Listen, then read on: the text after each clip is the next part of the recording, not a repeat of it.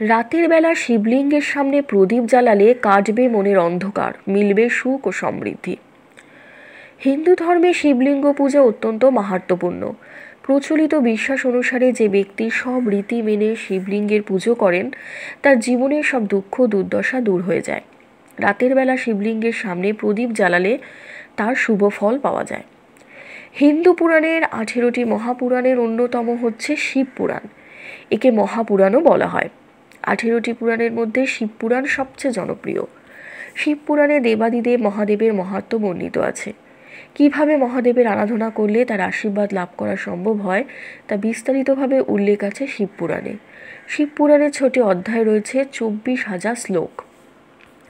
শিবপুরাণে শিবলিঙ্গ ও জ্যোতির্লিঙ্গের কথা উল্লেখ আছে। শুধু তাই নয়, এই বিশ্ব ব্রহ্মাণ্ডের সৃষ্টিতে মহাদেবের ভূমিকার ব্যাখ্যা আছে এই শিবপুরাণে। এর পাশাপাশি কিভাবে মহাদেবের আশীর্বাদ লাভ করা সম্ভব তাও শিবপুরাণে বর্ণিত আছে। দেবাদিদেবের আশীর্বাদ লাভ করলে জীবনে সুখ ও সমৃদ্ধি অর্জন করা সম্ভব। দেখে নিন শিবলিঙ্গের কোন উপায় মহাদেবকে খুশি করা সম্ভব। শিবলিঙ্গের সামনে প্রদীপ জ্বালান। শিবপুরাণের এই উপায় মেনে চললে আপনি রাতারাতি ধনী হতে পারেন। শিবপুরাণে বলা আছে যে রাতের বেলা শিবলিঙ্গে প্রদীপ জ্বালালে আপনার জীবন বদলে যেতে পারে। রাত্রিবেলা রাত 11টা থেকে 12টার মধ্যে শিবলিঙ্গের সামনে প্রদীপ জ্বালালে বিশেষ লাভবান হওয়া সম্ভব হয়। পৌরাণিক কিছু কাহিনী। রাতের বেলা শিবলিঙ্গের সামনে প্রদীপ জ্বালানো নিয়ে একটি পৌরাণিক কাহিনী প্রচলিত আছে।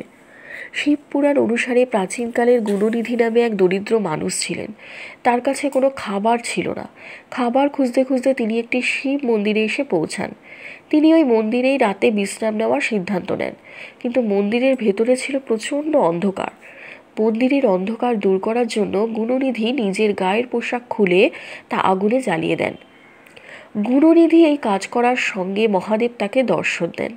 মহাদেবের আশীর্বাদ লাভ করে পরের জন্মে কুবের দেব হিসাবে জন্ম নেন তিনি। সেই কারণে রাত্রেবেলা শিবলিঙ্গের সামনে প্রদীপ জ্বালালে জীবনে অর্থ, খ্যাতি ও প্রতিপত্তি লাভ করা সম্ভব হয় বলে মনে করা হয়। ধন্যবাদ।